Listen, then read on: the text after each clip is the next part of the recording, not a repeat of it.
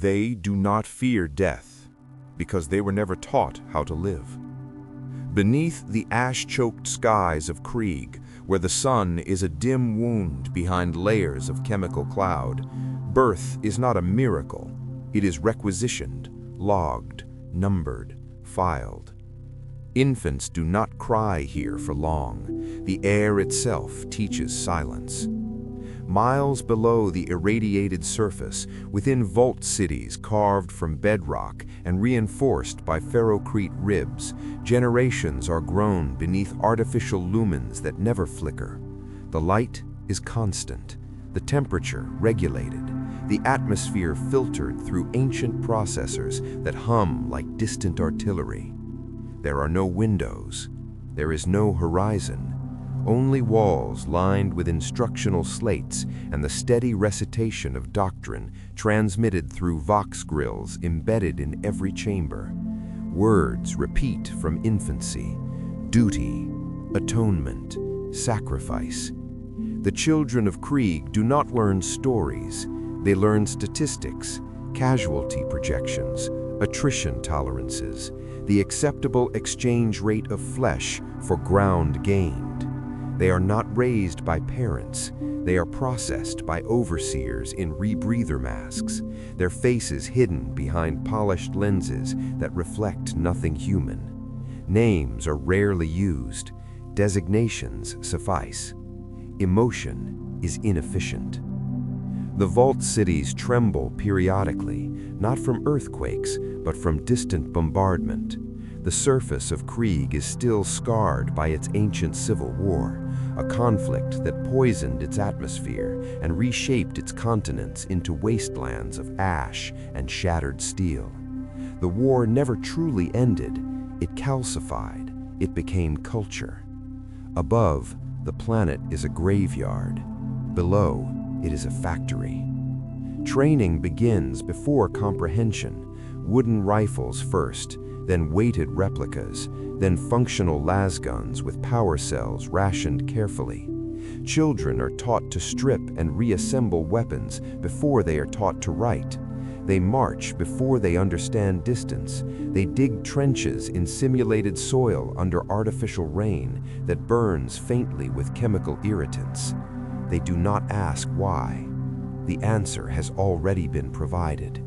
Krieg betrayed the Imperium once. That betrayal was answered with atomic fire. The survivors rebuilt not to thrive, but to atone. Every generation exists to repay a debt measured in blood, and so they prepare to die correctly. In Barracks Sector 12, Unit 473B stands in formation. Rebreathers cover their faces despite the filtered air. The masks are not for survival, they are for uniformity. Identity is diluted beneath glass lenses and rubber seals. When one looks at another, he sees not a person, but a soldier-shaped reflection of himself. Individuality dissolves in symmetry. The overseer paces before them, coat brushing the ferrocrete floor. His voice emerges through a distorted vox amplifier, calm, even, devoid of inflection. You are already dead. The Emperor simply requires the timing. No one reacts.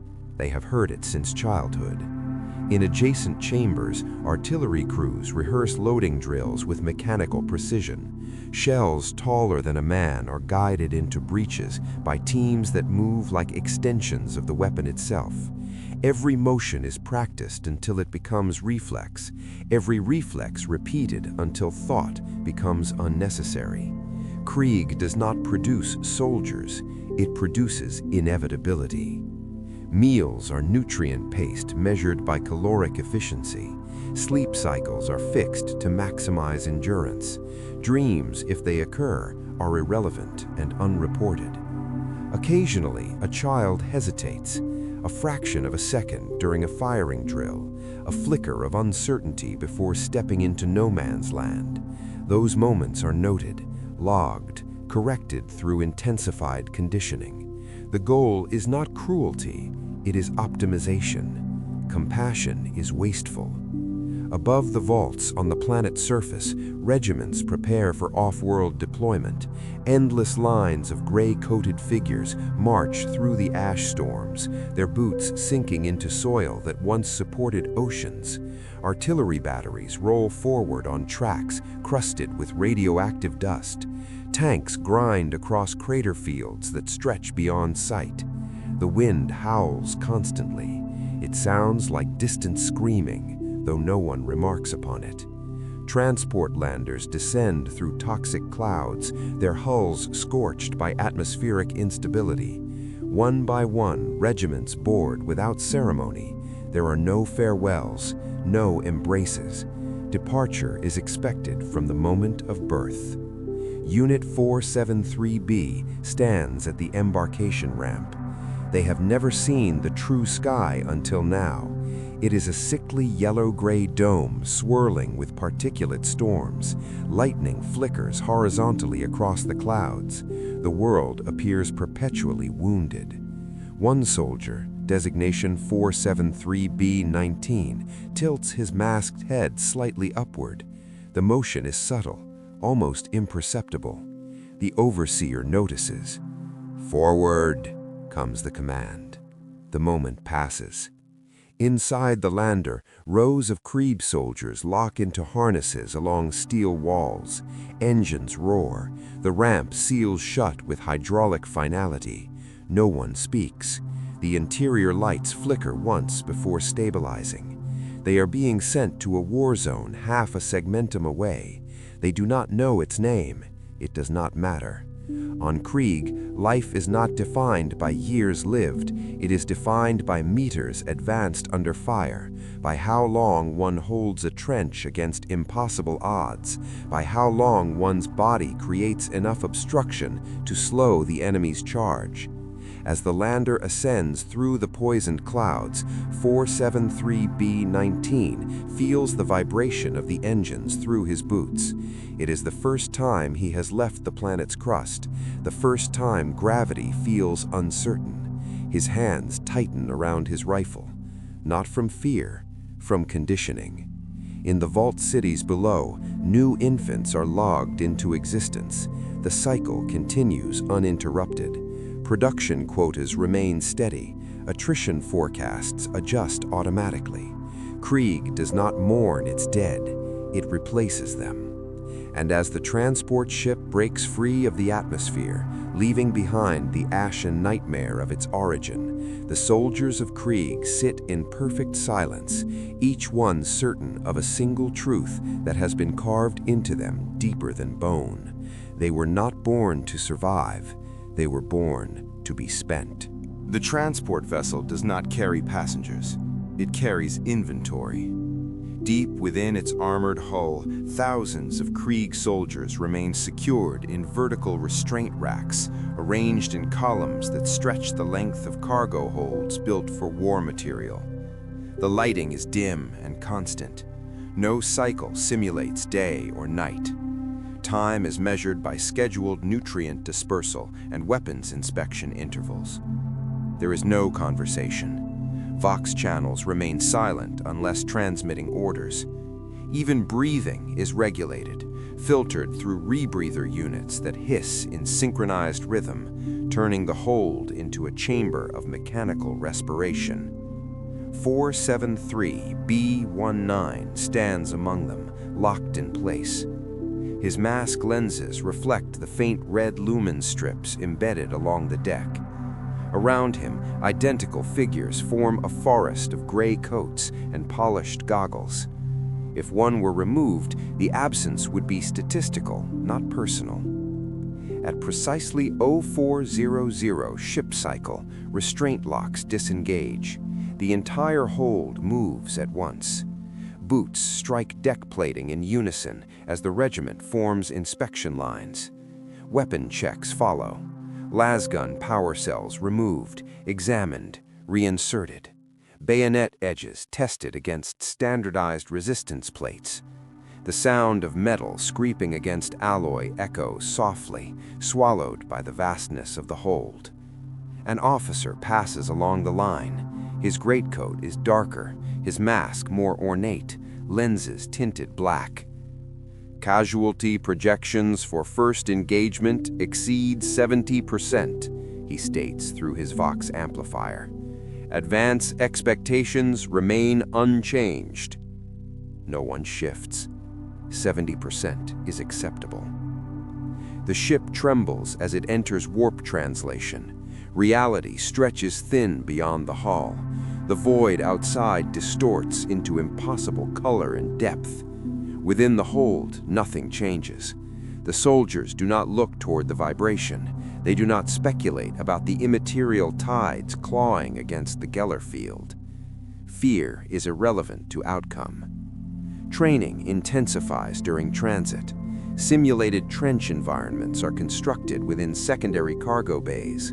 Mud, synthetic but convincing, fills narrow corridors. Explosive charges detonate at randomized intervals to mimic artillery. Strobe lighting simulates muzzle flashes in perpetual night. 473B19 advances through the trench with his squad. Over the Vox, distorted screams and enemy battle cries are transmitted to test focus under auditory stress. The trench walls shudder as charges detonate. Soil collapses. Sections flood. The squad does not hesitate. They move through choking smoke and debris with mechanical precision, rifles raised, bayonets fixed. Targets emerge, servo-automated silhouettes shaped vaguely like enemy infantry.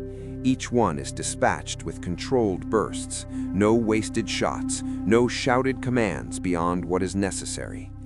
A detonation collapses part of the trench. 2 soldiers are buried beneath synthetic rubble. There is no scramble to save them. The drill parameters are clear. The objective is forward momentum. The squad steps over the obstruction. Casualties are logged automatically. Replacement projections update. 473B19 feels the impact of debris against his shoulder plate. He adjusts his stance, compensates, continues. His breathing remains steady inside the mask. The world has narrowed to sight alignment and forward motion. The simulation ends without announcement. Lights stabilize. The trench dissolves into retracting panels and conveyor mechanisms. The buried soldiers rise from beneath the rubble, dusted with debris but unharmed. They return to formation without acknowledgement. Correction through repetition. Hours later, though time has become abstract, the regiment gathers for doctrinal reinforcement. They kneel in perfect rows before a massive aquila engraved into the bulkhead. A projection flickers above it, archived footage of Krieg's ancient rebellion and the atomic fire that followed. Cities consumed in blinding white, continents fractured. "This is the price of failure," the officer intones. The footage loops again and again. It is not meant to inspire hatred. It is meant to enforce inevitability. Krieg's existence is penance. Their deaths are installments in an endless repayment. 473B19 watches the mushroom clouds rise again and again. He does not imagine himself among the civilians below. He imagines himself as artillery, as ordnance, as something that lands where commanded and fulfills its purpose in a single violent moment. Individual survival is not the objective. Correction of history is. The ship exits warp with a shudder that ripples through its massive frame. Gravity shifts slightly as real space reasserts itself. Vox channels activate with incoming transmission bursts. The target world is already engaged. A hive planet, rebellion, entrenched resistance across industrial sectors spanning thousands of kilometers. Urban warfare expected to degrade into prolonged siege conditions. Attrition favorable to Krieg doctrine. The hold doors grind open. Through the opening, 473B19 glimpses the staging bay beyond. Rows of artillery pieces secured for deployment. Heavy siege guns with barrels long enough to bisect buildings. Tank columns strapped into place, their armor scarred from previous campaigns. The air smells of oil and ozone. This is familiar. The officer's voice echoes once more.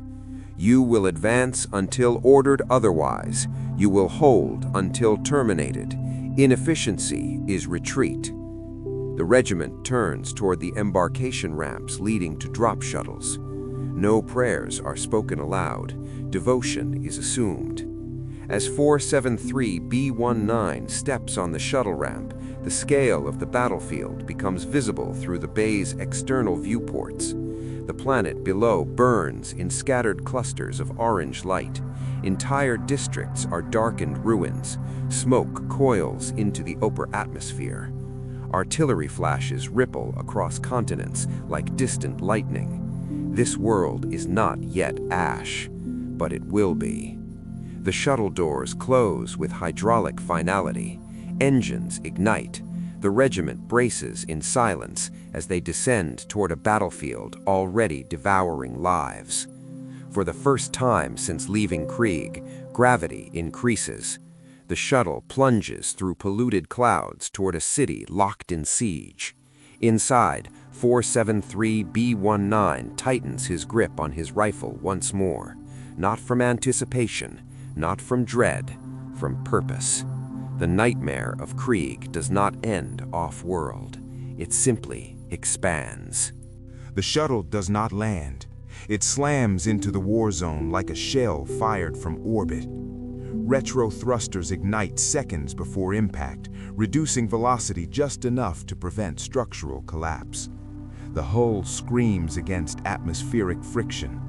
Inside, rows of Krieg soldiers remain rigid in their harnesses as gravity crushes downward, forcing blood heavier through veins already conditioned for strain. There is no shouting, no anticipation, only the rising tremor of artillery growing louder beneath them.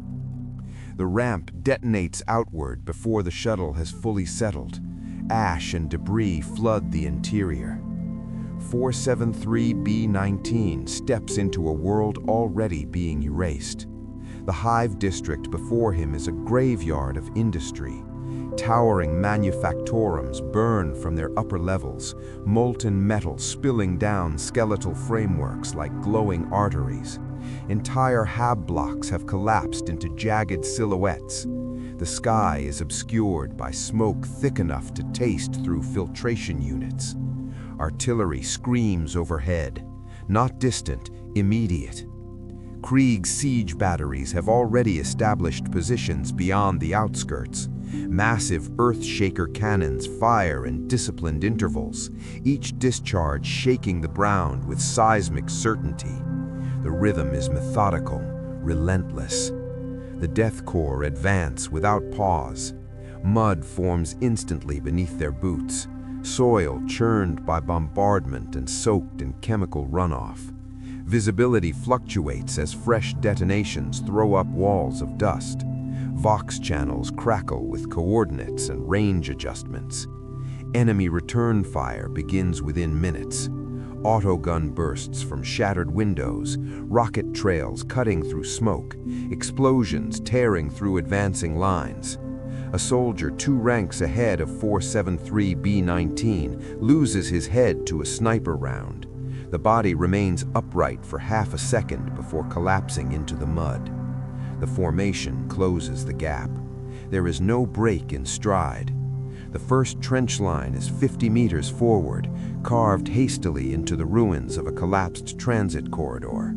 Rebel forces have fortified it with scrap plating and sandbags filled with powdered concrete. Krieg artillery ceases. Silence lasts 3 seconds. Then the charge begins. 473B19 runs forward through a storm of debris and small arms fire. His world narrows to iron sights and forward motion. Last boats streak past, some striking armor plates with flashes of white heat, others carve into flesh. A mortar detonates to his left. 2 soldiers disappear in a cloud of red vapor and pulverized armor. The line does not falter. Bayonets meet resistance at the trench lip. The first rebel soldier 473B19 encounters is wide-eyed, unmasked, screaming something unintelligible. The bayonet thrust is automatic, efficient. The body falls backward into the trench. There is no triumph, only continuation. Within minutes, the trench becomes a narrow corridor of bodies and smoke. Las fire flashes illuminate rebreather lenses like cold stars. Rebels attempt retreat into interior corridors beneath the manufactorums. Krieg does not pursue recklessly. They begin digging. Under active fire, with enemy resistance still present, entrenching tools appear from packs. Shovels bite into broken concrete and soil. Defensive lines expand outward from the captured trench. Progress is measured in meters gained and meters fortified. Artillery resumes, now calibrated beyond their position, targeting deeper defensive sectors. The ground vibrates constantly. Each detonation ahead clears the way for incremental advancement. Hours pass, or minutes. Time loses structure under bombardment. Casualties accumulate steadily. Stretcher units move through the trench system, collecting those still breathing. Medici officers apply stimulants not to preserve life long-term, but to extract additional combat minutes from damaged bodies. A soldier missing his lower leg props himself against the trench wall and continues firing until blood loss overrides chemical intervention. When he slumps forward, another takes his place without acknowledgement. 473B-19 reloads methodically. He registers pain in his left shoulder where shrapnel has pierced the outer layer of his greatcoat. The wound is shallow, function unaffected.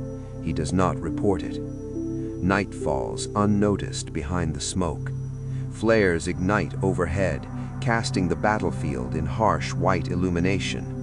The rebels counterattack under cover of armored vehicles, civilian haulers converted into makeshift tanks. Krieg armor teams step forward. Detonation charges are placed beneath advancing hulls at suicidal range. One soldier disappears beneath the vehicle's treads as the explosive triggers. The machine erupts in fire. The path is cleared. By the end of the first engagement cycle, the district's outer perimeter belongs to Krieg. It is no longer recognizable as a city. It is a layered system of trenches, crater fields, and reinforced gun nests. Smoke drifts low across the ground like a living entity reluctant to depart. 473B-19 stands within the newly established forward trench. Around him, bodies, both enemy and Krieg alike, form part of the terrain. Some will be buried, others will remain where they fell, incorporated into defensive structure. The officer moves down the line. Advance resumes at first artillery cycle, he announces evenly. Attrition within expected parameters. Expected. The word settles into the mud like another shell casing. 473B-19 peers over the trench lip towards the deeper sectors of the hive. In the distance, towering spires still stand, their upper levels flickering with defensive fire. They will fall, not because Krieg is unstoppable, but because Krieg does not stop. Behind them, transports descend continuously, delivering fresh regiments into the widening siege. On their homeworld, new children are already in training, their futures calculated against casualty forecasts that assumed this very battle. The nightmare is not the violence, it is the certainty. 473B-19 adjusts his grip on his rifle as artillery thunders once more, signaling the next phase of advance. He does not wonder whether he will survive the night. Survival was never the assignment.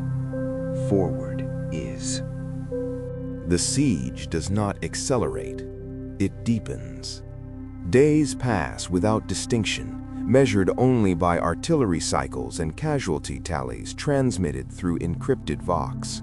The captured district is no longer recognizable as a former population center. It has been reshaped into a geometric organism of trenches, firing steps, communication corridors, and artillery emplacements. Krieg does not maneuver through cities, it converts them. 473B-19 wakes, if the brief chemical lull between bombardments can be called waking, to the vibration of earthshaker batteries firing behind the lines. The sound is no longer jarring, it is structural. The ground trembles with such regularity that stillness would feel unnatural. Mud coats everything. Not natural mud, a mixture of pulverized ferrocrete, ash, blood, and chemical runoff from ruptured manufactorum tanks. It clings to boots and equipment, thick enough to add weight with every step. The rebreather filters strain constantly against airborne particulates. Orders arrive without urgency. Advance Sector Gamma 7. Establish forward trench within manufactorum sublevel. The objective is not dramatic, it is incremental. The Death Corps move through the skeletal remains of an industrial boulevard. Tank hulks lie overturned in craters, some still burning with stubborn orange flames. Sniper fire cracks intermittently from distant spires. Artillery continues its relentless metronome beyond the skyline. Rebel forces have withdrawn deeper into the hive's core, retreating into lower levels where defensive architecture favors close quarters resistance. Krieg welcomes this. Subterranean warfare is predictable. 473B-19 descends a collapsed transit ramp into the manufactorum substructure. The air grows heavier. The smoke above is replaced by stale heat and the metallic scent of machine oil. Conveyor systems hang lifeless overhead. Massive assembly lines stretch into darkness. The enemy has fortified the interior with barricades of scrap metal and repurposed machinery. Kill zones established along narrow corridors, mines embedded beneath grated flooring. The first explosion removes 3 soldiers from the column. No shout follows. The squad halts just long enough to recalibrate spacing. Engineers move forward, probing for additional charges. The advance resumes at the same steady pace. Las fire erupts from the far end of the corridor. 473B-19 drops to one knee, returning controlled bursts. The rebreather mask dampens the smell of ozone as beams impact rusted steel. Sparks cascade from overhead girders. A rebel fighter lunges from behind a broken fabrication unit, firing wildly. The soldier beside 473B-19 takes the shot to the throat seal. He collapses without sound, choking behind his mask. The formation absorbs the loss. Bayonets clear the barricade within seconds. Bodies fall across conveyor belts that will never move again. The corridor is secured. Engineers mark the space for conversion into trench expansion. The siege consumes vertically as well as horizontally. Above them, artillery continues to level upper hive districts. Below, Krieg digs.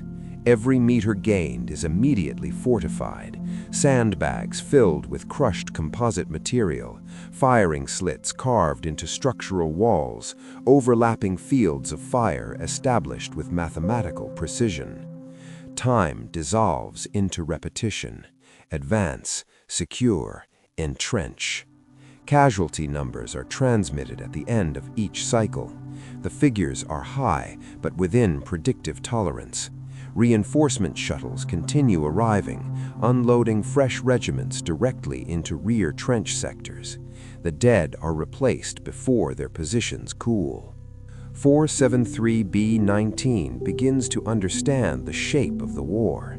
It is not about defeating the enemy swiftly, it is about compressing them, reducing territory, reducing options, reducing air and light until resistance becomes unsustainable. Krieg does not require momentum, it requires endurance.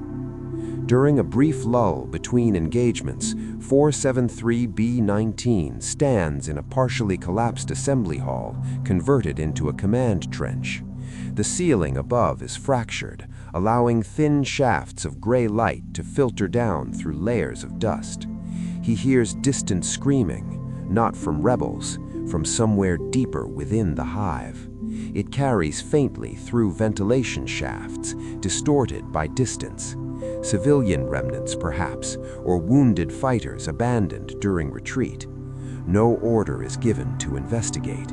The objective remains forward sectors. Compassion would redirect manpower. Manpower is finite but expendable. Artillery shifts pattern. The bombardment moves deeper into the hive core, signaling the next advance phase. The ground quakes, dust raining from cracked ceilings. "Prepare for breach," the officer states through Vox. Demolition charges are placed along a reinforced bulkhead, separating their current sector from the next. The wall once supported heavy industrial equipment.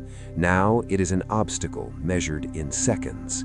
473B-19 braces as the charges detonate. The explosion tears open the barrier, revealing a vast foundry chamber beyond.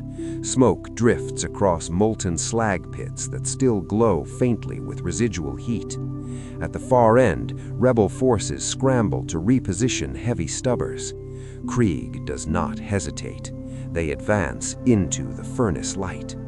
Lasfire illuminates rebreather lenses in rhythmic flashes. Heavy weapons teams establish firing nests within moments of entry. Mortar crews begin indirect bombardment inside the chamber, collapsing defensive scaffolds. The foundry becomes a killing ground. 473B-19 steps over molten runoff, hardened into jagged ridges. A rebel fighter charges him with a crude blade. The impact is brief. The bayonet answers. The body falls into the slag pit with a hiss of evaporating fluid. Smoke thickens. Visibility shrinks to meters. The advance does not stop. By the end of the engagement cycle, the foundry is secured. The rebels retreat once more into deeper hive sectors. Behind 473B-19, engineers already begin fortifying the chamber's perimeter. Gun nests rise from rubble. Artillery coordinates adjust. The siege tightens. Above ground, the skyline collapses piece by piece. Below, Krieg reshapes the underhive into a layered network of trenches that crawl ever closer to the hive's central spire. 473B-19 pauses briefly at the edge of the secured chamber. The slag pits glow faintly beside him, casting distorted reflections across his mask lenses. He does not feel triumph, only continuation. The nightmare of Krieg is that it kills without hesitation. It is that it never considers stopping.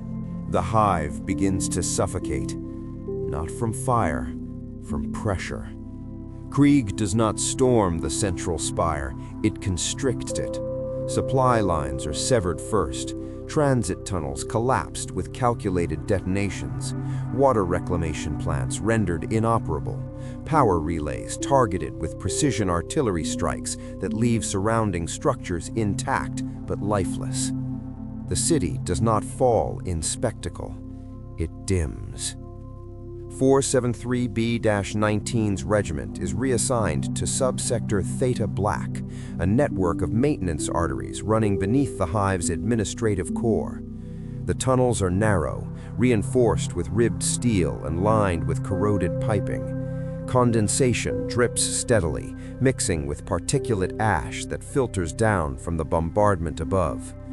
Movement is slower here. Every corner is a potential ambush. Every sealed hatch may conceal a final defensive pocket. The rebels have adapted. Tripwires are strung at ankle height, Autoguns mounted on improvised recoil rigs fire blindly down corridors once triggered. Booby-trapped corpses lie positioned as bait in intersections. The first detonates when a soldier attempts retrieval. The explosion fills the corridor with bone fragments and shrapnel. The squad pauses only long enough for engineers to clear the debris. The remains are left where they fall. Space is measured in meters. Cost is measured in bodies. 473B-19 advances through a junction chamber where the walls are layered in propaganda posters from before the rebellion, faded images promising prosperity and autonomy. They are scorched now, half peeled from metal surfaces warped by heat. A rebel unit emerges from a ventilation shaft overhead. Close quarters engagement erupts in seconds. Bayonets clash against crude melee weapons. Lasfire discharges at point-blank range. A soldier to 473B-19's right is dragged down by two attackers. He detonates a grenade against his own chest. The blast clears the immediate threat. The corridor falls silent again. Breathing hisses behind rebreathers. The advance continues. Further inward, the tunnels widen into an underground transit concourse. Abandoned rail platforms stretch into darkness. The air is heavier here, less circulated. Dim emergency lumens flicker overhead, casting erratic shadows across graffiti-scrawled walls. Civilians remain. They huddle behind overturned kiosks and shattered transport pods, gaunt, soot-covered, eyes reflecting terror in the intermittent light. Some clutch improvised weapons, others simply watch the advancing Krieg line with hollow resignation. Orders arrive through Vox. Non-combatants are obstruction, clear path. The wording is clinical. No distinction is made between rebel and bystander if interference occurs. A man rushes forward screaming, wielding a rusted pipe. He does not reach the line. Lasfire reduces him to silence mid-stride. The others retreat into side passages. Krieg does not pursue. The objective remains the spire. Artillery begins striking closer to their position, the vibrations traveling through the hive's skeletal framework. Dust rains from overhead beams. Sections of ceiling fracture, collapsing entire portions of the concourse.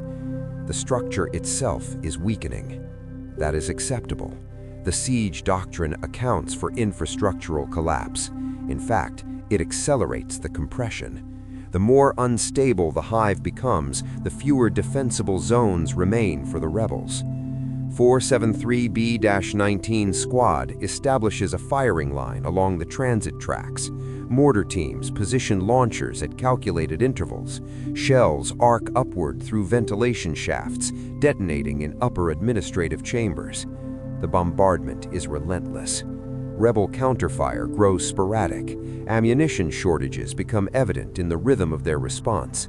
Desperation replaces strategy. Through a shattered viewport leading into a vertical maintenance shaft, 473B-19 glimpses upward towards the spire's inner levels. Fires burn uncontrolled across multiple floors. Structural beams glow with stress fractures. The hive is consuming itself. A rebel Vox transmission bleeds through the static, fragmented pleas for reinforcement, for evacuation, for mercy. The signal degrades quickly as Krieg signal jammers adjust frequency output. Mercy is not a parameter. Another push order arrives. Advance 5 meters, fortify. The command is identical to dozens before it. 5 meters require an hour of clearing resistance, dismantling barricades, neutralizing traps. When secured, engineers immediately begin converting the space into a defensive segment. Sandbags constructed from shredded insulation material, slits cut into steel plating, overlapping arcs of fire established. The pattern repeats. Above them, artillery tears open the spire's upper administrative ring. Entire sections collapse inward, sending shockwaves through subterranean corridors. The concourse trembles violently, sections of track buckle. A rebel heavy weapon team attempts a final stand from an elevated platform. 473B-19 marks the position. A coordinated volley reduces the platform to twisted scrap. Bodies fall among broken rails. Silence spreads unevenly. Not peace, exhaustion. The hive's internal lighting fails in multiple sectors simultaneously. Darkness floods entire corridors, broken only by the pale glow of Krieg visor lenses and the intermittent flash of distant detonations. In the absence of light, sound becomes dominant. Distant coughing, structural groaning, the slow drip of fluid from ruptured pipes, and beneath it all, the steady scrape of shovels. Even here, underground and surrounded by ruin, Krieg continues to dig, reinforcing, expanding, preparing for counterattack that grows less likely by the hour. 473B-19 feels fatigue register faintly at the edges of consciousness. It is acknowledged and suppressed. Chemical stimulants regulate output. The mask remains sealed. Another 5 meters are taken, then 5 more. The nightmare is no longer explosive, it is methodical.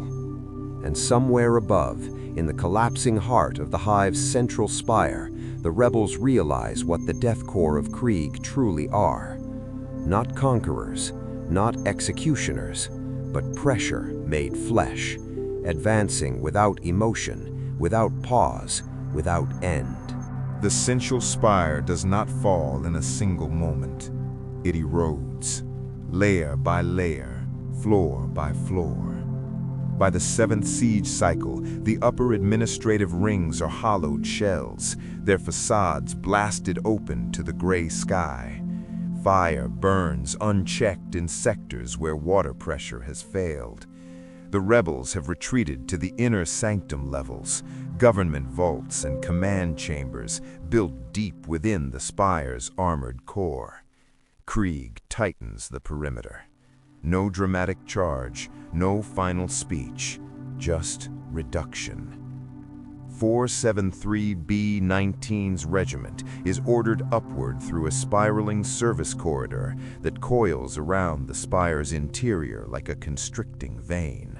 The walls are scorched, sections have partially collapsed, forcing single-file advancement through narrow choke points. Every step is contested. Rebels fight harder here, not strategically, desperately. Auto gunfire ricochets down the spiral. Grenades bounce along the curved walls, detonating in confined concussions that leave ears ringing even through layered filtration and padding.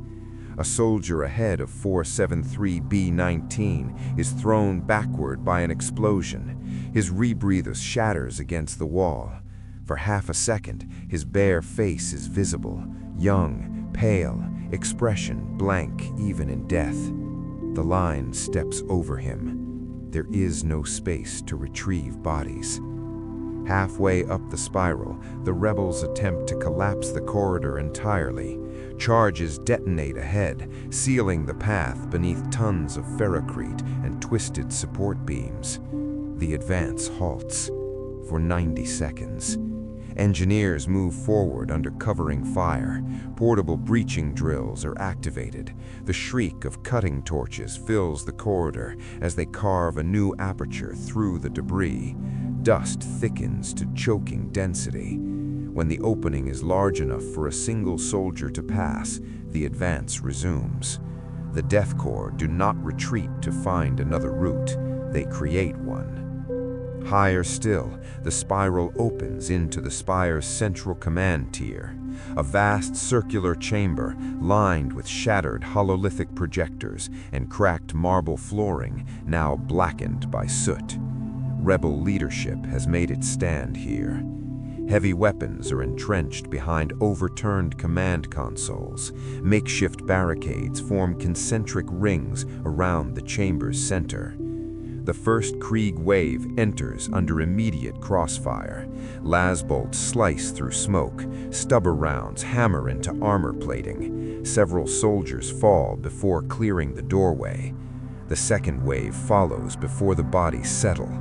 473B-19 advances with it. The chamber is deafening. Explosions reverberate off the curved walls. Fragments of decorative stone rain down from the ceiling. A Krieg officer, unmasked, blood streaking his face, shouts orders from the chamber's center. His voice cracks with strain, but it carries. For a moment, their eyes meet across the smoke. The officer raises a sidearm. 473B-19 fires first. The figure collapses backward over the shattered remains of a command dais. The rebels falter, not immediately, but perceptibly. Coordination fractures. Fire becomes erratic. Krieg presses forward without altering pace. Bayonets clear the inner ring. Mortar teams establish firing positions within the chamber itself, launching shells upward through the exposed ceiling to collapse additional structural supports. The building begins to die around them. Cracks spider across marble walls. Chunks of masonry detach and crash onto the floor below. Flames spread through ruptured power conduits. Rebel resistance collapses into scattered pockets of close-quarters fighting. Some attempt surrender, dropping weapons, raising hands blackened with soot. Orders do not change. The objective remains elimination of resistance. Within 20 minutes, the chamber is secured. Bodies carpet the circular floor. Smoke drifts lazily toward the fractured ceiling. Distant detonations continue in outer districts where other regiments maintain pressure. 473B-19 stands at the chamber's center, where the rebel command structure once operated. The floor beneath his boots is cracked and unstable. Through fissures, he can see lower levels already burning. A Vox transmission crackles through. Spire integrity compromised. Evacuate to established trench lines. Artillery saturation imminent. Krieg does not attempt to preserve the spire. The spire has served its tactical purpose. They withdraw methodically down the spiral corridor they carved, stepping over debris and fallen soldiers. Once clear of the collapse radius, artillery coordinates shift. The Earthshaker batteries fire in synchronized sequence. Shell after shell impacts the weakened spire core. From the trenches below, 473B-19 watches the central tower of the hive shudder under sustained bombardment. Cracks widen, entire segments shear away and fall in cascading avalanches of steel and stone. The final collapse is not explosive. It is gravitational. The spire folds inward on its own foundations in a roar that drowns out even the artillery. A cloud of dust expands outward, swallowing entire districts in gray obscurity. When it clears hours later, the skyline is permanently altered. The hive's heart is gone. Command Vox channels update casualty projections. Rebel resistance in outer sectors drops to negligible levels within the next cycle. Organized opposition has ended. Krieg begins consolidation. Trenches expand into occupation lines. Defensive batteries reposition outward in anticipation of counter-invasion that will likely never come. 473B-19 stands once more in mud, formed from pulverized stone and ash. Around him, thousands of gray-coated figures move with the same steady rhythm. Victory is not declared. It is logged. The nightmare does not celebrate its conclusion. It prepares for the next front. The hive burns for weeks after the spire collapses. Fires spread through underhive districts where ventilation systems have failed. Entire sectors are sealed and left to suffocate in darkness. Krieg regiments remain deployed, not to rebuild, but to ensure nothing rises from the ruins. Occupation is quieter than siege, but it is no less oppressive. 473-B-19 is reassigned to Perimeter Line Delta, positioned along the outer Manufactorum Ring where refugee columns once attempted escape. The landscape is unrecognizable now. Trenches form concentric scars around the dead city. Artillery remains in place, barrels angled outward in case of counter-assault. The sky is permanently gray. Ash falls in slow, continuous drift. Rebel resistance has fragmented into isolated insurgent cells, hiding within sewer systems and collapsed hab blocks beyond the main trench network. They strike at night, if night can still be distinguished, using improvised explosives and sniper fire before vanishing into debris fields. Krieg adapts without emotion. Search and clear operations begin. 473-B-19 squad advances through a district reduced to skeletal towers and collapsed transit bridges. Silence dominates. No artillery, no massed formations, only the slow crunch of boots over shattered glass and fractured masonry. A child's toy lies half buried in soot near the remains of a storefront. It is crushed beneath passing boots without notice. Movement registers ahead. A sniper round cracks against a nearby wall, showering the squad with stone fragments. The source is located within seconds, third floor of a partially collapsed hab structure. Mortar coordinates are transmitted. The building ceases to exist moments later. There is no attempt to capture. The objective is eradication of instability. As they push deeper into the outskirts, evidence of civilian survival becomes rarer. Those who remain are skeletal figures hiding in drainage culverts or behind barricaded doors. Hunger has hollowed their faces. Some attempt to surrender. Krieg units log them as potential insurgent vectors. Screening procedures are minimal. Anyone unable to prove non-combatant status through documentation, now mostly incinerated, is relocated to containment zones near the trench perimeter. Containment zones are temporary. Processing transports arrive weekly. 473-B-19 does not know their destination. It is irrelevant to his function. During one sweep operation, his squad discovers an underground shelter beneath a collapsed hab tower. The entrance is concealed beneath broken plasteel panels. Inside, dozens of civilians huddled in darkness, illuminated only by a dim emergency lumen. Their eyes widen at the sight of rebreather masks emerging from the stairwell. An older man steps forward, hands raised, speaking rapidly, pleading, explaining. The words are lost beneath the filter hiss of 473-B-19's mask. Orders arrive. Sector to be sterilized. Structural instability confirmed. Demolition charges are placed along load-bearing columns. The civilians realize what is happening too late. Panic erupts, shouting, scrambling toward the stairwell. Krieg soldiers block the exit without aggression, simply standing immovable. 473-B-19 steps backward into the street as the charges detonate. The building sinks inward, burying the shelter beneath tons of fractured steel and stone. Dust billows outward, then settles slowly across his greatcoat. The operation continues. Emotion is not suppressed, it is absent. Later, while reinforcing a forward trench near the district boundary, 473-B-19 observes a lone rebel emerge from a drainage tunnel with hands raised. He is young, barely older than the children once processed in Krieg's vault cities. The rebel kneels in the mud. He removes his weapon and sets it aside deliberately. For several seconds, no one fires. The rebel looks directly at 473-B-19's masked face.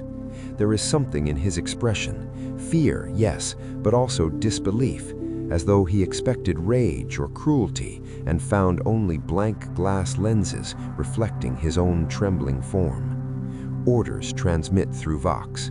Terminate. The last shot is precise. The body falls forward into the mud. The trench line does not react. Night deepens, or perhaps the smoke thickens further. It is impossible to tell. The horizon glows faintly where industrial sectors continue burning unchecked. Rumors begin to circulate through low-level Vox chatter, not of victory, of redeployment. Another world requires reinforcement, a fortress planet under assault, casualty projections severe. Krieg regiments are already being rotated. 473-B-19's designation appears in the transfer roster during the next equipment inspection cycle. He reads the assignment without visible reaction. The nightmare does not linger to admire its work. It migrates. In the distance, thunder rolls, not artillery this time, but atmospheric disturbance as transport ships descend through the polluted sky, reinforcements for occupation, replacements for the fallen. The trenches remain, the guns remain, but for 473-B-19 and thousands like him, the hive world is already history, reduced to coordinates in an after-action log. As he boards the transport shuttle once more, ash swirling around his boots, he does not look back at the shattered skyline. Krieg does not revisit battlefields. It leaves them buried. Transit between war zones is the only time a Krieg soldier experiences stillness. It is not rest, it is suspension. The troop transport unyielding martyr cuts through the void like a blunt instrument, its hull layered in prayer script and impact scars from campaigns long forgotten. Inside its cavernous holds, thousands of Krieg soldiers stand in ordered ranks, lasguns mag-locked to breastplates, rebreathers hissing in mechanical unison. No one speaks, no one removes their mask. 473-B-19 stands among them, boots bolted to the deck through gravlock clamps as the vessel enters warp translation. The moment stretches, then reality tears open. The Geller field ignites. There is a soundless scream that presses against the hull, a sensation rather than a noise. Even through layers of steel and sanctified shielding, the Imperium's presence is felt, not heard, not seen, felt. Warp transit affects all humans. Krieg soldiers are no exception. Within his sealed mask, 473-B-19 experiences something unfamiliar. Flickers. Not memories exactly, not dreams. Fractured impressions, visions without context. He stands once more in the siege trenches of the hive world, but the enemy wears no uniform. The faces across the battlefield are identical to his own reflection in polished bayonet steel, gas mask lenses staring back. The sky above splits like torn flesh. A voice whispers through the cracks. It does not scream promises of power. It does not tempt with glory. It simply asks a question. Why? The Geller field pulses brighter. A warning rune flashes briefly along the cargo bay bulkhead. Somewhere deeper in the vessel, a psyker begins chanting litanies of stabilization. 473-B-19's hands tighten around his rifle. The vision shifts. He sees Krieg, not the industrialized wasteland he was raised in, but something older, a memory that cannot be his own. Blue skies, oceans untouched by radiation, children running across fields beneath sunlight. The image burns. Then comes the bombardment. Firestorms, atomic ruin, the planet cracking beneath betrayal. The voice returns, softer now. You were not born in sin. You were made to atone for it. A flicker of something moves inside his chest, something dangerously close to anger. The Geller field stabilizes fully. The warp's pressure recedes like a tide withdrawing from shore. the cargo bay returns to its dim, red-lit monotony. Thousands of soldiers stand exactly as before. No one shifts, no one acknowledges the disturbance. But 473B19 knows the flickers were not singular. He felt the slight adjustment in posture from the trooper to his left, the fractional tightening of grip from the one to his right. Even Krieg can feel the warp. Hours or days later, the unyielding martyr exits translation.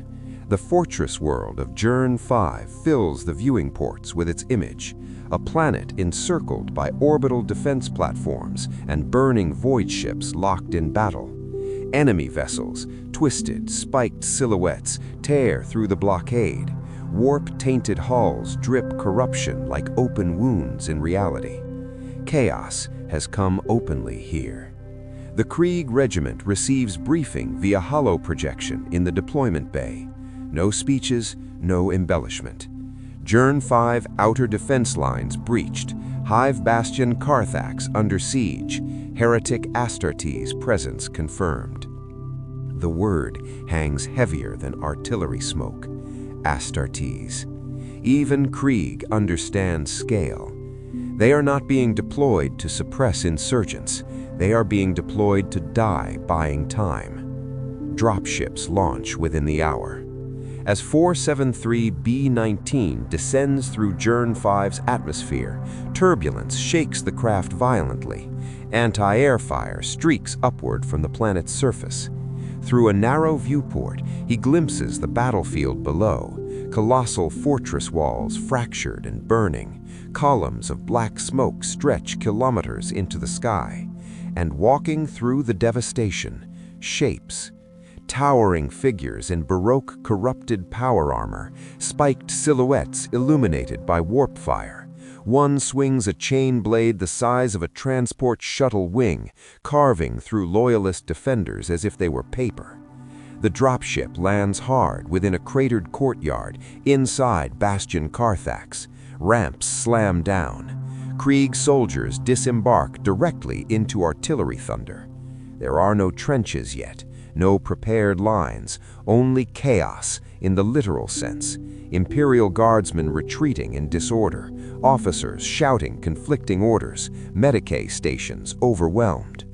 Krieg does not join the confusion. They begin digging immediately, under active fire.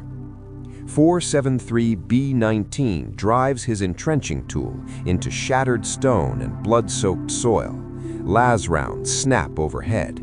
A mortar shell detonates nearby, showering debris across his backplate. He does not look up. Within minutes, shallow firing lines form. Heavy weapons are mounted, artillery coordinates transmitted. Discipline spreads outward like a contagion. Retreating guardsmen see the gray-coated figures digging towards the enemy instead of away from them. Something steadies in their movements. Lines begin to reform behind Krieg positions. A corrupted Astartes charges across the courtyard, bolter roaring. Each explosive round disintegrates 2 or 3 men at a time. Hold, comes the order. 473B19 adjusts his aim upward. Las guns alone will not suffice, but they are not alone. Behind the newly formed trench, Krieg heavy weapons teams lock plasma cannons into place. Fire. White-blue energy lances across the battlefield. The heretic Astartes staggers as superheated plasma breaches corrupted ceramite. A second volley follows, a third. The giant falls. The courtyard shakes as its armored mass impacts stone. Krieg does not cheer. They continue digging. As night falls over Bastion Carthax, the fortress transforms into something familiar. Layered trench networks, overlapping fields of fire, kill zones measured and marked with mechanical precision. The enemy will attack again, and again, and again. 473B19 settles into his firing position as distant horns echo beyond the broken walls. The sound is unhuman, distorted, layered with warp resonance. He thinks of the voice in the warp. Why? His finger rests against the trigger guard. Because there is no alternative. Because existence itself is a debt. Because Krieg does not question the sentence. The horns grow louder, and the darkness beyond the fortress walls begins to move. The assault begins without warning. No artillery prelude, no probing fire. The darkness beyond Bastion Carthax simply surges forward.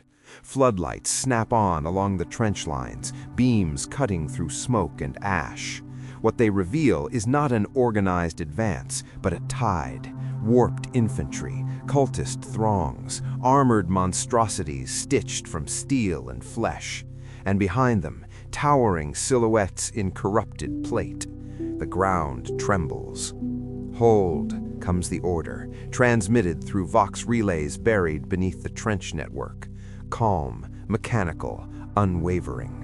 473B-19 steadies his lasgun over the lip of the firing line. Range markers flicker across his visor lens. Wind speed, target density, heat distortion. He does not see enemies, he sees vectors. Fire! The trench ignites in disciplined light. Lasbolts stitch the advancing horde with geometric precision. Heavy bolters thunder in measured bursts. Mortar teams behind the secondary berms launch calibrated arcs into clustered movement. Bodies fall. The tide does not slow. Warp flame erupts among the attackers as robed figures raise staffs carved from bone and brass. Reality fractures in narrow seams. The air screams. A section of the trench line detonates outward as something immense claws its way into the defensive perimeter. An armored beast swollen with mutation, its bulk layered in fused plating and raw muscle. Krieg does not scatter. Anti-armor teams pivot with pre-calculated efficiency. Melta charges detonate at joint segments. Plasma cannons fire at overcharge levels that burn out cooling coils. The creature collapses in a mass of steaming ruin. The line holds, for now. A new shape advances through the smoke, taller than the others, deliberate, and corrupted astartes, its armor layered in spikes and devotional etchings carved by madness. It walks through lasfire without haste, bolter firing in thunderous cadence. Each explosive shell erases sections of trench, reducing men to vapor and scattered metal fragments. The distance closes rapidly. Sector Delta, brace. 473B-19 adjusts position as the figure breaches the outer kill zone. A demolition charge team lies in wait beneath camouflaged plating. The Astartes steps forward. The ground vanishes beneath it. An explosion lifts the giant into the air in a blossom of flame and pulverized stone. Its armored form crashes against the inner trench wall, damaged but not destroyed. It rises. Of course it rises. 473B-19 feels no fear, only calculation. The Astartes charges the trench directly. Bayonets fix in silent unison. The first rank does not retreat. The impact is catastrophic. Power-armored mass smashes into flesh and steel alike. Men are thrown aside like broken tools. The Astartes swings its chain blade in wide arcs, each sweep removing limbs, torsos, entire existence. 473B-19 fires point blank into a seam near the gorget. Once, twice, 3 times. The fourth shot penetrates. The giant falters.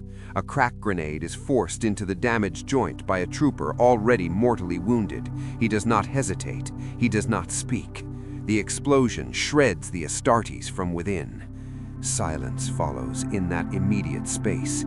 Then the tide crashes again. Hours blur into relentless repetition. Assault, repulse, reinforce, dig deeper. Artillery barrels glow white-hot. Medicae units drag the wounded rearward only if they can still fire. The dead are stacked along trench walls to reinforce crumbling sections. War reduces everything to material, even bodies. Near dawn, the enemy offensive falters, not from lack of fury, but from attrition. The courtyard before Bastion Carthax is a landscape of ruin layered atop ruin. Thousands lie where they fell. The survivors beyond the fortress walls withdraw into the smog, carrying their wounded giants with them. Krieg does not pursue, they fortify. 473B-19 stands in a trench half filled with debris and blood-slicked water. His coat is torn at the shoulder. A fracture warning icon blinks faintly along his visor's edge. He ignores it. Across the courtyard, Imperial officers confer in hushed tones. Relief forces may arrive in weeks, or months, or never. It does not matter. Krieg calculates survival in hours, not campaigns. A faint sound drifts across the battlefield as the sun struggles through the polluted sky. Not artillery, not engines. Whispers. The same question from the warp returns, threading through the smoke. Why do you persist? 473B-19 does not answer, but something within him shifts. Not doubt, not rebellion, recognition. Chaos is not merely rage, not merely corruption. It is pressure, a force that pushes against every fracture in the human mind, searching for surrender. Krieg was engineered to remove those fractures, to become stone under pressure. Yet stone can crack. He looks at the fallen Astartes corpse, now a heap of ruptured armor and leaking corruption. Even giants break. The line held tonight, but the war does not end because one assault failed. Beyond the smoke horizon, new warships enter orbit. Augur returns flicker with massive signatures translating from the warp. Reinforcements for the enemy. Orders update across Trench Vox networks. Prepare for renewed assault within 12 hours. No speeches follow. Krieg soldiers begin digging again, deepening firing steps, reinforcing parapets, resetting demolition charges. 473B-19 drives his entrenching tool into the churned earth. The rhythm returns. Impact, lift, throw. Impact, lift, throw. The sky above Bastion Carthax darkens as warp storm clouds gather unnaturally fast. Lightning forks sideways across the atmosphere. This war will not be brief. This fortress will not survive intact. And somewhere within the warp's endless pressure, the question lingers. Not mocking, not triumphant, simply persistent. Why? 473B-19 continues digging, because the answer is irrelevant, because the line must hold again and again and again. The second assault does not resemble the first. It begins with silence. No war horns, no chanting, no visible advance across the shattered courtyard. The auspex arrays along Bastion Carthax detect movement beyond the outer kill zone, but readings fluctuate, ghost signatures phasing in and out of material reality. Vox channels crackle with interference that resembles distant breathing. The enemy is no longer testing the walls, it is testing perception. 473B-19 remains positioned within forward trench theta, now reinforced with plasteel plates torn from collapsed hab blocks. The trench network has deepened by nearly 2 meters overnight.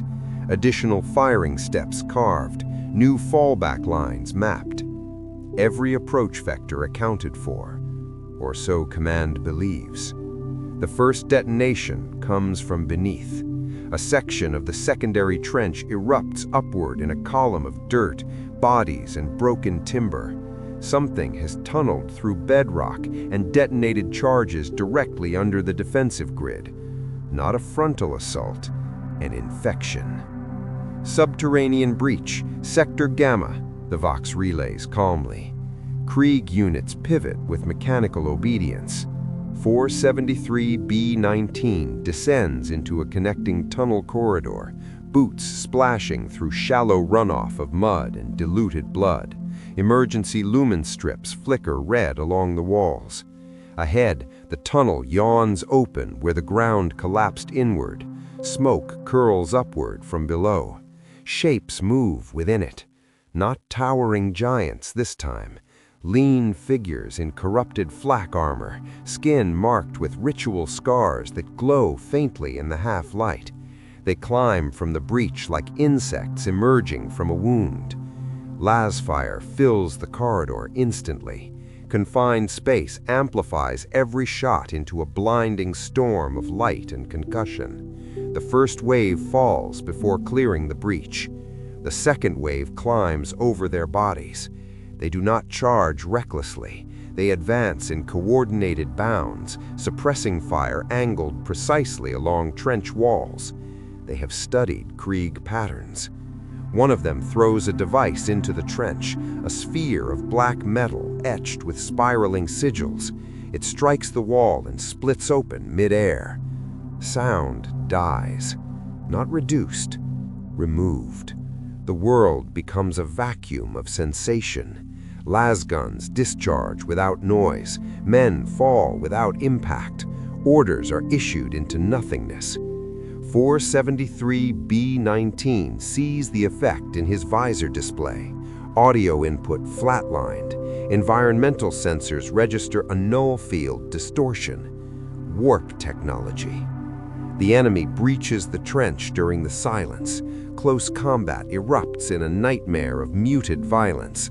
Bayonets thrust, entrenching tools swing. Figures collide in wordless brutality.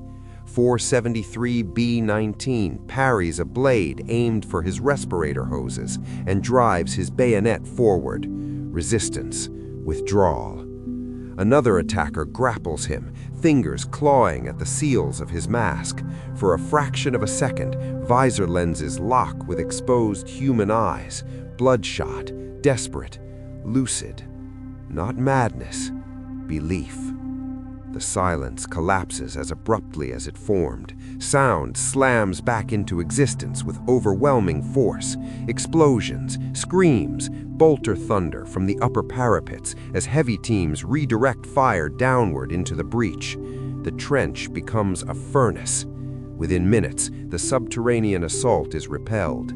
Bodies, imperial and heretic alike, choke the collapsed tunnel.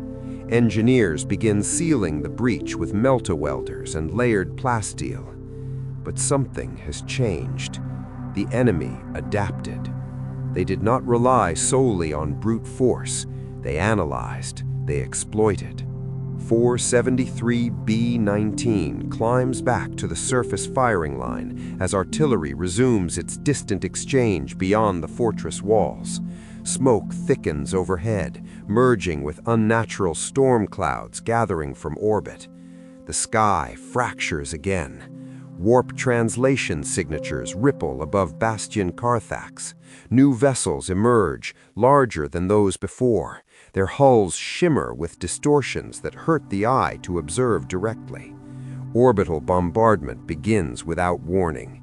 Sections of the outer wall disintegrate under concentrated land strikes. Defense batteries fire back, but targeting systems lag under warp interference. The fortress is being isolated, not overrun, encircled. Within command bunkers, strategic projections adjust accordingly. Supply lines are severed. Reinforcement probability drops to negligible levels. Krieg receives updated orders. Transition from defense of structure to defense of depth. In simple terms, prepare to fight within the ruins. 473B-19 watches as the first interior bastion collapses under sustained bombardment. Dust clouds roll outward like tidal waves. Vox relays designate fallback coordinates. Retreat in Krieg doctrine does not signify failure. It signifies relocation of sacrifice. As his unit withdraws deeper into Bastion Carthax, 473B-19 passes through corridors once reserved for command staff and strategic planning. Marble floors are cracked, statues shattered, decorative banners burned away. War strips ornamentation first. Only function remains. Within the inner courtyard, new trench lines are already being dug between broken columns and collapsed archways. Sandbags are filled with powdered stone scraped from debris. The fortress becomes layered with defensive rings inside rings, each one narrower, each one more desperate. Night falls again under a sky no longer governed by natural cycles. Warp lightning arcs horizontally across cloud banks. The air tastes metallic even through filtration systems. In the distance, beyond shattered walls, shapes gather once more. But this time, they do not charge immediately. They wait. And in that waiting, something far more oppressive settles across Bastion Carthax. 473B-19 feels it in the subtle tremor of his hands. Not fear, not exhaustion, anticipation. The enemy is no longer testing strength, it is eroding certainty. And certainty is the only thing Krieg was built upon. Across the courtyard, a priest of the Imperial Creed raises a voice in sermon, promising divine judgment upon heretics. His words echo hollowly between ruined stone. Krieg does not listen. Faith is assumed. It does not require reinforcement. But as the second night deepens and the enemy silhouettes remain motionless beyond artillery range, the absence of attack becomes its own weapon. The question from the warp returns, softer now, almost intimate. What if the pressure never ends? 473B-19 tightens his grip on his entrenching tool. He begins digging again, inside stone, inside ruin, inside a fortress already dying. Because if the pressure never ends, so will the line. The waiting becomes unbearable. Hours stretch into endless gray. Not night, not day, only the muted pulse of artillery in the distance and the hiss of filtration systems in every trench. The enemy remains beyond the outer courtyard, silent, as if observing, measuring, calculating. 473B-19 walks along the firing line, boots sinking into mud churned with blood, ash, and dust. Soldiers do not speak. Their eyes are glass behind masks. Hands adjust weapons, check ammo feeds, tighten straps. No fatigue is admitted, only motion.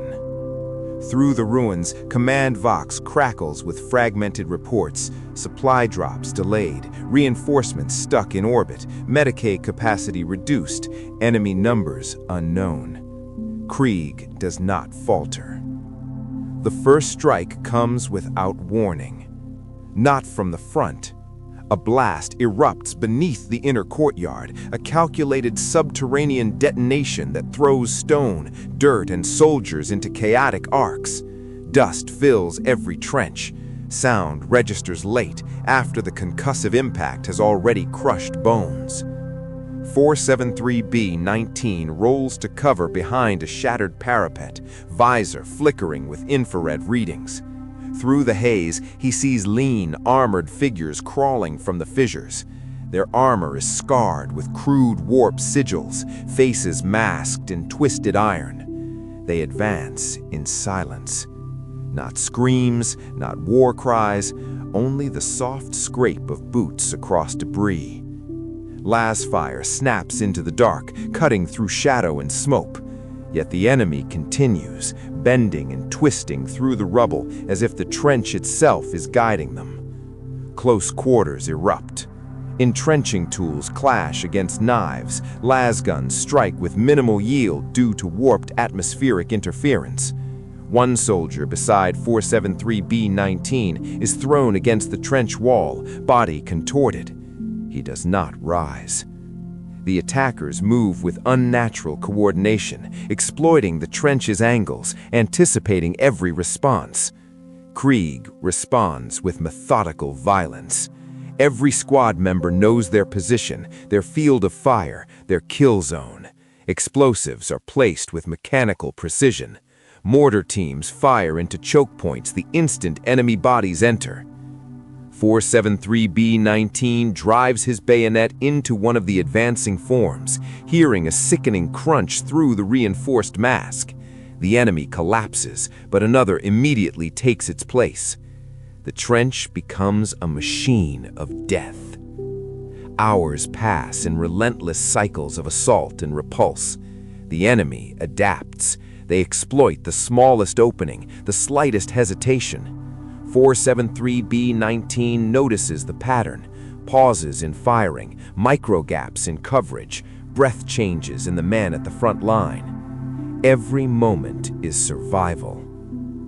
Krieg soldiers push back, reclaiming lost ground. They dig deeper, reinforcing fallen sections with bodies and debris, layering trenches into interlocking defensive nodes.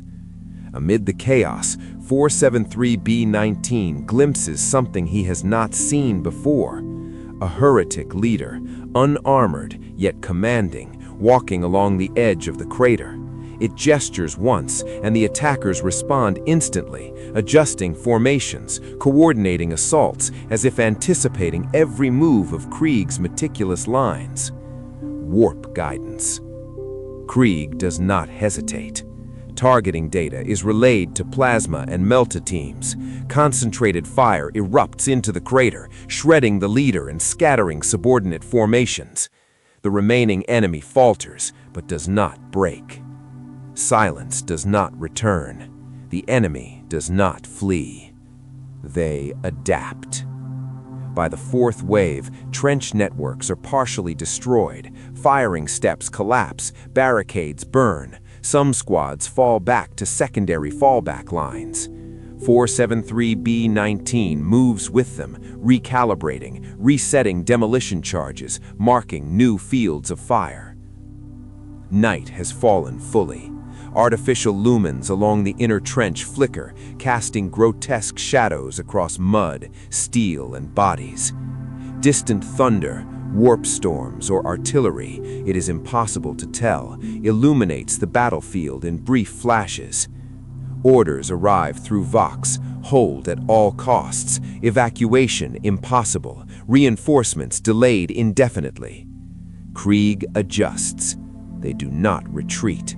They dig deeper. 473B-19 reaches a collapsed section of trench and begins shoveling through the rubble. He does not consider fatigue. He does not consider pain.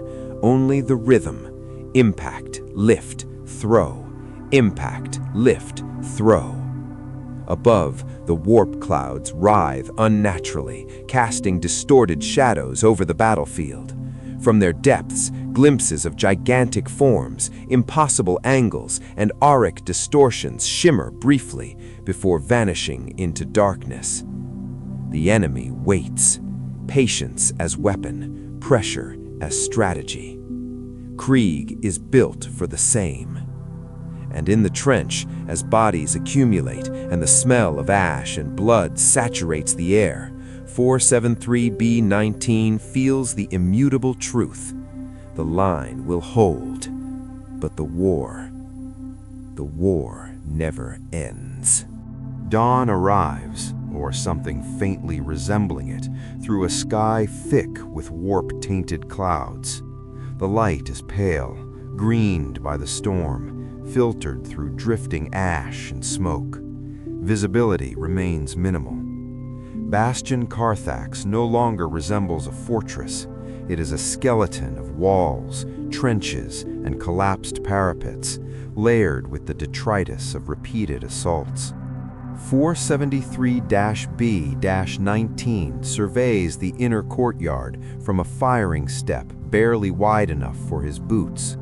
Around him, Krieg soldiers move with mechanical precision, resetting firing lines, digging fallback positions, checking ammunition, replacing fallen comrades without hesitation. Discipline is the only constant in this ruined theater. The enemy does not charge immediately. They wait beyond the outer courtyard, phasing in and out of reality. Warp signatures twist and pulse. Shadows stretch unnaturally along the trench walls. Figures loom, towering, armored, unhuman. Their advance is imperceptible until too late. A vox crackles. Command issues orders. Hold positions, do not falter, prepare for orbital strikes.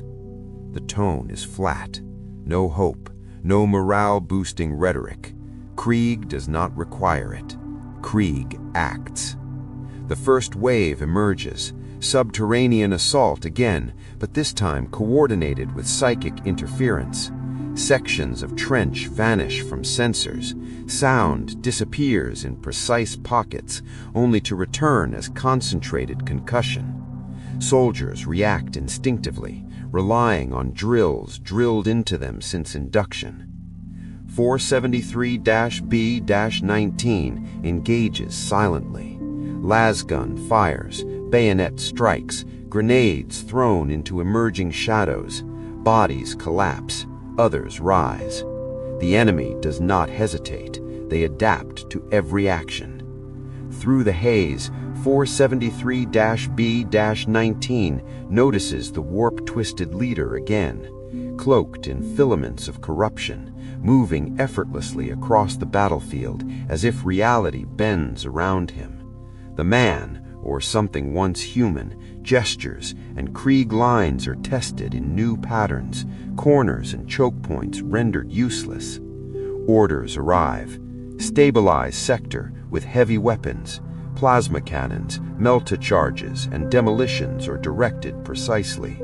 A massive war engine lumbers from the smoke, its hull fused with living tissue, warped by the warp, impossible to penetrate. A synchronized volley of plasma and melta-fire detonates across exposed joints. The beast shudders, staggering. Flames erupt, yet it remains upright. The battle line cracks, but does not fall. 473-B-19 drives his entrenching tool into earth and rubble, carving a new firing step as men around him reload, fall, and are replaced. Blood, mud, ash, and smoke saturate everything. The smell of burning steel and flesh is omnipresent. Then comes the silence. It is different this time. Not the absence of sound, but the pause in time itself. The enemy ceases movement, almost imperceptibly. The warp twists above and around the battlefield. Figures hover, impossible physics bending around them. The air vibrates, pressing against the lungs. The same question returns from the warp, like a blade sliding along bone. Why? 473-B-19 does not answer. He does not pause. He continues to dig, to fire, to stabilize lines. The rhythm persists. Impact, lift, throw. Impact, lift, throw. And somewhere above, the warp whispers again. Why? Krieg does not answer. It only prepares for the next inevitable strike. The fortress no longer belongs to the living. Bastion Carthax stands as a scar across the planet's surface, walls fractured, trenches half filled with rubble and corpses, parapets eroded by relentless assault. The smoke above is permanent, a gray veil that turns sunlight into something alien, greened and faintly toxic. 473-B-19 walks the outer firing line. His boots sink into mud churned with ash, blood, and pulverized stone. Around him, Krieg soldiers move with mechanical precision, repositioning heavy weapons, reinforcing firing steps, checking fields of fire, replacing fallen comrades instantly with those rotated from reserve lines. No words are spoken. No eyes meet. The masks hide everything. Even grief is unnecessary. Even hope is irrelevant. The enemy does not charge immediately. They wait. Warp signatures shift across the Auspex readings, phasing in and out of material reality. Shadows stretch unnaturally across trench walls. Figures move at impossible angles. This is not assault, it is preparation. Vox crackles. Command issues orders. Hold positions. Reinforcement unavailable. Prepare for orbital strikes. Maintain discipline. Krieg does not hesitate. Orders are assumed. Action is instinct. Survival is irrelevant. Only duty matters. A distant rumble grows into a low mechanical roar. Through ruined walls, 473B-19 glimpses the first of the enemy's new weapons, massive constructs stitched from corrupted armor and warp-tainted flesh, walking across cratered terrain like living fortresses. Their presence distorts reality. Gravity seems weaker where they step, and air warps in jagged patterns around their limbs.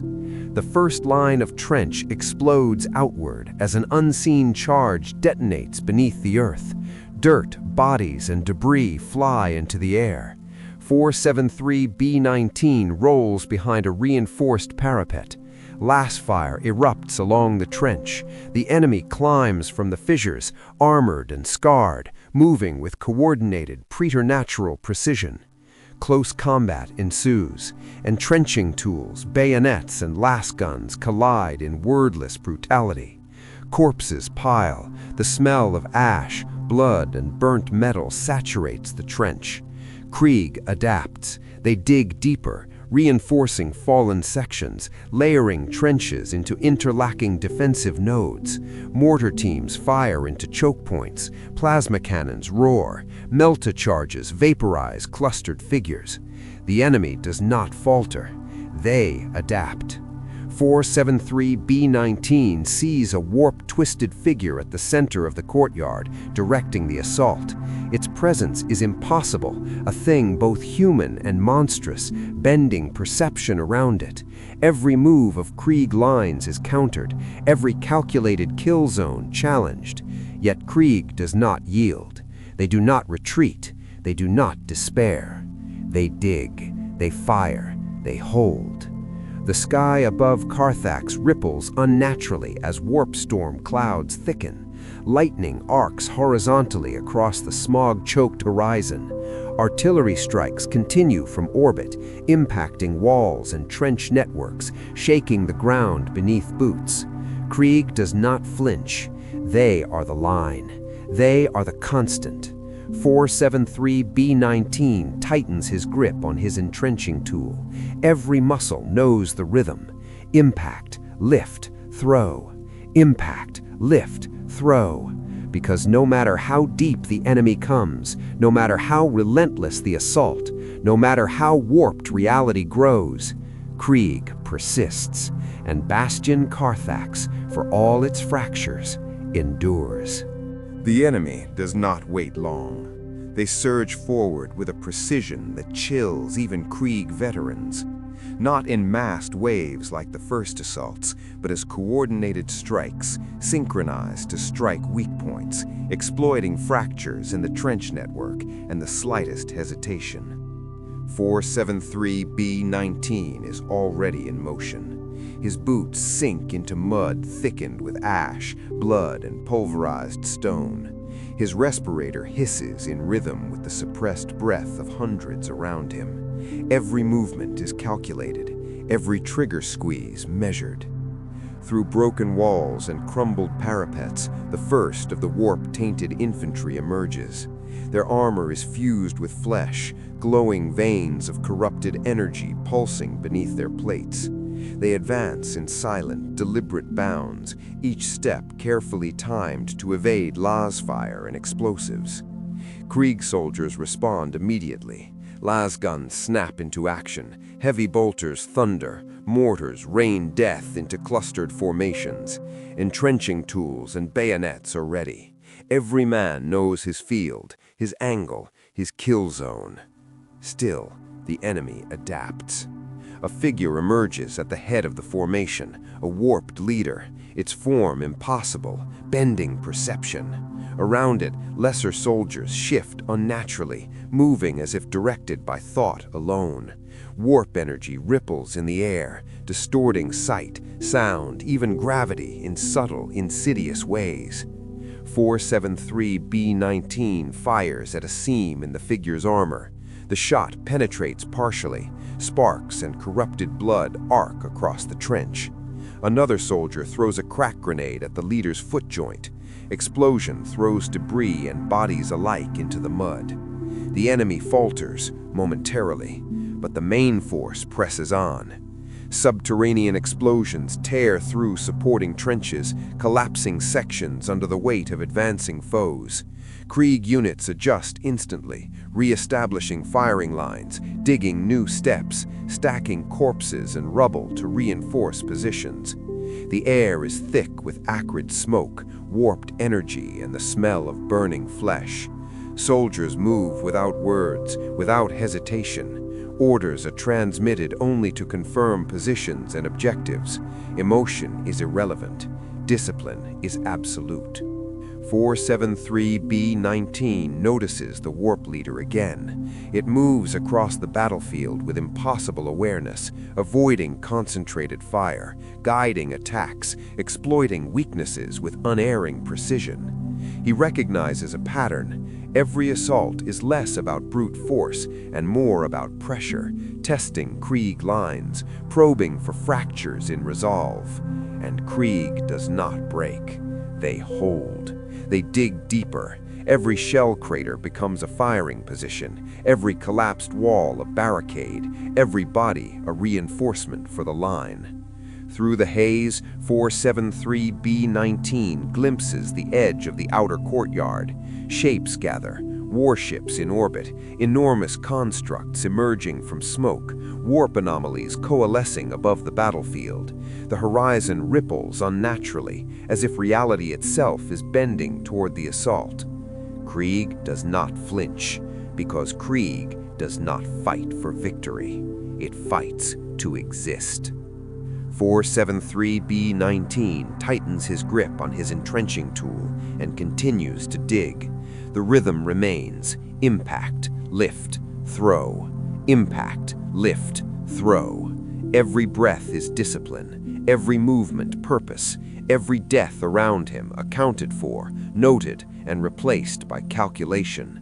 The night grows heavier, the warp storms above intensify, lightning flickers sideways across the green sky, and still, Bastion Carthax endures. For Krieg, endurance is all that matters. The enemy may adapt, they may strike relentlessly, they may distort reality and warp perception, but Krieg adapts faster, because Krieg is infinite, and Krieg does not stop.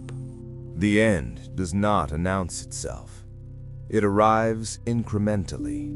A trench that cannot be reclaimed, a heavy weapon that does not answer when called, a section of wall that collapses and is not rebuilt. Bastion Carthax is no longer a fortress. It is a wound held open by will alone. 473B-19 stands within the innermost defensive ring, once a command courtyard, now reduced to concentric trenches carved between shattered columns and broken statues of forgotten heroes. The marble floor is gone, replaced by mud layered over cracked stone and the fallen. The enemy gathers beyond the final barricade. No more probing strikes, no more calculated pressure. This is culmination. Warp clouds above churn violently, forming a vortex directly over the fortress. Lightning arcs downward and does not dissipate, striking the same point beyond the outer trench again and again. Reality thins there, splits, peels back like scorched parchment. From the rupture, something vast begins to emerge. Not a soldier, not an engine, a presence. Its outline defies geometry. Limbs extend and retract in impossible ratios. Armor flows like liquid metal fused with bone. Around it, lesser heretics fall to their knees, not in command, but in reverence. A daemon prince. The Voxnet does not panic, it simply updates. Priority target designation, Omega. Krieg artillery, what remains of it, redirects. Basilisk cannons fire their final coordinated barrage. Earthshaker shells scream overhead and detonate across the forming breach. The creature steps through the explosions, unburned. Lasfire begins instantly. Thousands of beams converge on its mass, turning the air into a lattice of red light. The beams bend as they approach, refracted by a distortion field that hums like a living heartbeat.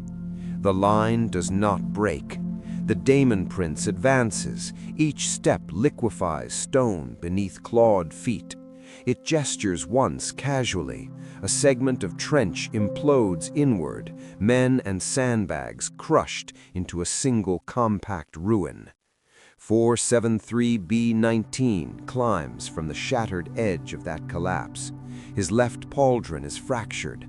Warning sigils flash across his visor. He ignores them. Around him, Krieg soldiers do what they were engineered to do. They charge. Not in frenzy, not in rage, in silence. Melta teams sprint forward under covering fire, closing distance to suicidal range.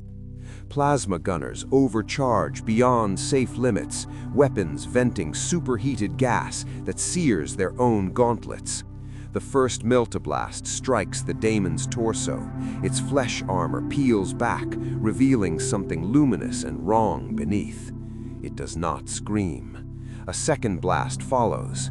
The creature retaliates with a sweep of its blade arm. A dozen soldiers vanish in a single motion, reduced to vapor and fragments. 473B-19 advances through the smoke. He does not believe he can kill it. That calculation has already been made. He believes only that it must be delayed. A crack grenade detonates against the daemon's knee joint. Another soldier tackles the creature's leg, planting melta charges directly into exposed warp flesh before being crushed beyond recognition. The charges detonate. The courtyard becomes white fire. When the light fades, the Daemon Prince is on one knee. Its form flickers, destabilizing, half in reality, half elsewhere. Warp energy spills from the wound like black sunlight. For the first time, it hesitates. That is enough. Orbital Vox channels flare to life. A single Imperial warship, long thought destroyed, has maneuvered into low orbit. Its lance batteries align. Target lock confirmed. All forces clear blast radius. No one clears. There is nowhere to go. 473B-19 plants his boots in the mud before the wounded daemon. Around him, fewer than a company remain standing. They raise lasguns as one. The warp whispers again, louder now, strained. Why persist? He does not answer. He fires. The surviving line fires with him, and from the heavens, a lance of coherent stellar energy descends. The beam engulfs the Daemon Prince and the inner courtyard in blinding annihilation. Stone vaporizes, air ignites, reality itself screams as the warp breach is cauterized in incandescent light. For several seconds, nothing exists but white. When vision returns, Bastion Carthax is gone. The inner fortress has been reduced to a smoking crater kilometers wide. The warp vortex above dissipates, torn closed by overwhelming force. The enemy horde beyond the walls falters, heroless, their cohesion broken. Imperial forces rally, counter-barrages begin. The siege is not over, but the climax has passed. At the center of the crater, amid vitrified earth and molten ruin, a single figure remains kneeling. 473B-19. His greatcoat is burned away on one side, his lasgun fused partially along the barrel. Warning sigils scream across his visor in red cascades. He attempts to stand, fails, tries again, rises. Across the wasteland that was once a fortress, surviving Krieg soldiers are already moving, establishing perimeter markers, digging shallow trenches into still smoking ground. Because the line must reform, because the enemy will return, because victory is irrelevant. Evacuation transports descend hours later. Casualty reports are transmitted in sterile data bursts. Bastion Carthax is officially categorized as strategically expended. 473B-19 boards the transport without assistance. He does not look back at the crater. Krieg does not commemorate. It persists. As the shuttle ascends through thinning smoke and broken clouds, the planet below burns in scattered war fronts. The siege continues elsewhere. It always does. Inside the transport hold, surrounded by rows of silent, masked figures, 473B-19 feels the absence of the whisper for the first time since warp transit. No question, no pressure. Only the steady hiss of rebreathers. War is not won. Chaos is not defeated. But the line held. And for Krieg, that is enough.